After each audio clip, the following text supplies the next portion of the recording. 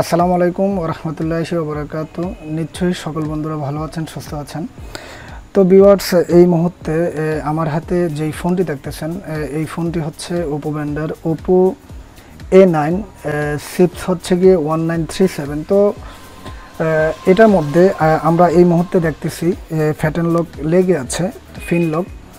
তো আজকে আমি আপনাদেরকে দেখাবো এই সেটটার কীভাবে এখান থেকে ফিন লকটি আনলক করা যায়। তো আমি ইউটিউবের মধ্যে অনেক প্রকার গাড়াগাড়ির পর আমি অনেকগুলো ডিভাইসের মধ্যে ট্রাই করেছিলাম, কোনো একটি ডিভাইসের মধ্যে এই ফোনটি সাপোর্ট নেই। তো এই ফোনটি আসলে কি হার্ড রিসেট হয় বা হার্ড রিসেট হয় না, এটা নিয়ে যারা সংকোচে থাকেন বা যারা এই জিনিসটা জানেন না, আজকে তাদের জন্য আমার এই ভিডিও। তো ভিউয়ার্স, আমরা ফার্স্টে এই মুহূর্তে এখান থেকে ফোনটিকে টোটালি বন্ধ করে নিলাম। বন্ধ করে নেওয়ার সাথে সাথে আমাদের ফোনটি এখান থেকে টোটালি বন্ধ হয়ে গিয়েছে। তো আমরা ভলিউম ডাউন আর হচ্ছে গিয়ে পাওয়ার বটম আমরা একসাথে স্পেস করব। তো আমি অলরেডি একসাথে স্পেস করে রেখেছি। তো আমাদেরকে এখানের মধ্যে কিছুক্ষণ এভাবে চেপে ধরে রাখতে হবে।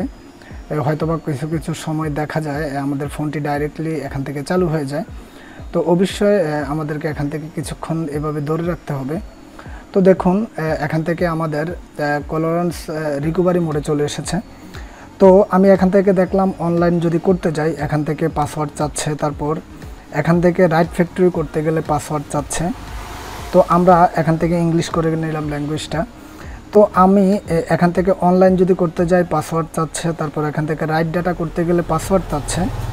তো আপনারা যারা অনেকজনে ইউটিউবের মধ্যে এরকম ভিডিওগুলো দেখে বা যারাই এরকম ভুলভাল ভিডিওগুলো দেখেন, হয়তোবা অনলাইনের মধ্যে দেখে আপনারা এখান থেকে কিছুই আপনাদের শিকার নেই, হয়তোবা আপনাদের সময় নষ্ট হয়, আমি তাদেরকে বলবো অবশ্যই ওপো A9 যে চিপসেট সেটটি 1930 চিপসেট সেটটি কোনোভাবে আপনার অথরাইজ ছাড়া হয়তোবা ইউআই ছাড়া আনলক করা যায় না।